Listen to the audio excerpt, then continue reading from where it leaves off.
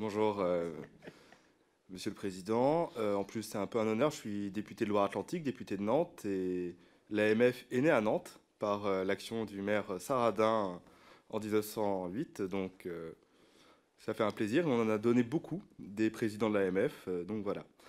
Très rapidement, vu qu'on a parlé de l'échelle de la démocratie et de la rupture aussi démocratique qu'on connaît, et on l'a bien vu au moment des dernières élections municipales avec cette grande grève civique, comme nous on l'a appelé chez les Insoumis, il se pose quand même cette histoire de la démocratie locale. Et on vient d'en parler très rapidement quand même en abordant le sujet des éoliennes et la question qu'il y a de l'implantation de projets. Et les grands projets que nous, pour certains, moi à Nantes particulièrement, on appelle grands projets inutiles, qui ont des impacts écologiques très importants, sont de plus en plus contestés par les habitants.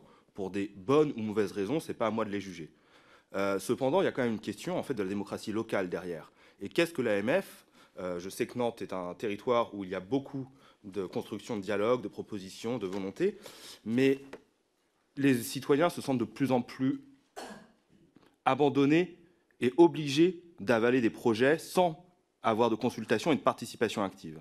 Et donc ma question, c'était celle-là, de savoir quel dispositif semblait nécessaire et généralisable pour renforcer la démocratie à l'échelle des communes et des quartiers, pour recréer ce lien démocratique.